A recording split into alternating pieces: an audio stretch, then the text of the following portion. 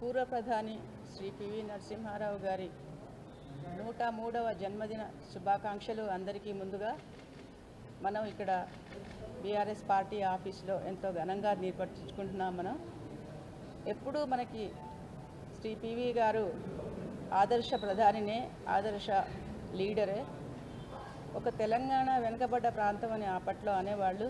కానీ అటువంటి వెనుకబడ్డ ప్రాంతం నుంచి ఒక అపర మేధావి ఈ దేశాన్ని, అనేక చిక్కుల్లో ఉన్న దేశాన్ని, ప్రమాదం అంచులో ఉన్న దేశాన్ని రక్షించి మైనారిటీ ప్రభుత్వాన్ని, మెజారిటీ కాదు, అబ్సల్యూట్ మెజారిటీ కాదు, అప్పుడు ఏలడం ఏం గొప్పేం లేదు, కానీ అనుక్షణం అనేక ఇబ్బందులను ఎదుర్కొంటూ 5 సంవత్సరాలు దిగ్విజయంగా పరిపాలించి అనేక సంవత్సరాలకు ఒక మంచి సంస్కరణల బాట వేసిన శ్రీ పివి నరసింహారావు గారు, తెలంగాణ ముద్దుబిడ్డ మా నాయన గారు ఇక్కడ ఈ జయంతి ఉత్సవాలు చేసుకోవడం అనేది చాలా సంతోషమైన విషయం.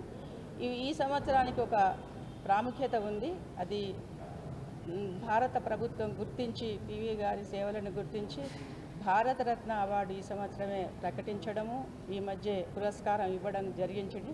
అదంతా తెలంగాణ వాసులందరికీ ఎంతో పెద్ద విషయం. అది ఇప్పుడు ఎవరూ కూడా తెలంగాణ వెనుకబడ్డ ప్రాంతం కాదు, తెలంగాణ రాష్ట్రమే అసలు దేశానికి ఒక ఆదర్శ రాష్ట్రం.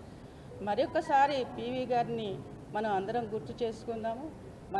మరొకసారి మన కేసీఆర్ గారికి కృతజ్ఞతలు తెలియజేసుకుందాం. ఎందుకంటే మరిచిపోబోతున్నారేమో, అంత గొప్ప మహానుభావుడిని ప్రజలు మరిచిపోతున్నారేమో అన్న క్షణంలో 2021వ సంవత్సరంలో 2021 నుంచి 22 దాకా ఒక సంవత్సరం పాటు పివి గారివి శత జయంతి ఉత్సవాలు నభూతో నభవిష్యత్ లాగా ప్రపంచమంతా తెలియజేసేలాగా పివి గారి గురించి ఉత్సవాలు, శత వసంత ఉత్సవాలు ఎంతో గొప్పగా కీర్తించేటట్టుగా, తెలిసేటట్టుగా చేసిన కేసీఆర్ గారికి వల్ల ప్రపంచానికి మరొకసారి పివి గారు ఎవరా అన్నట్టుగా, అంటే తర్వాత తరం వాళ్ళకి, 90 తర్వాత పుట్టిన వాళ్ళకి చాలామందికి తక్కువ తెలుసు పివి గారి గురించి.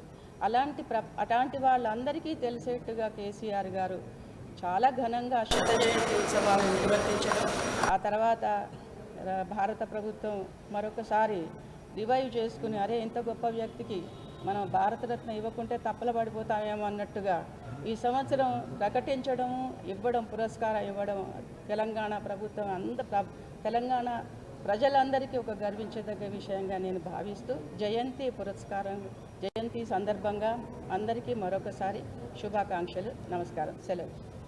జై తెలంగాణ.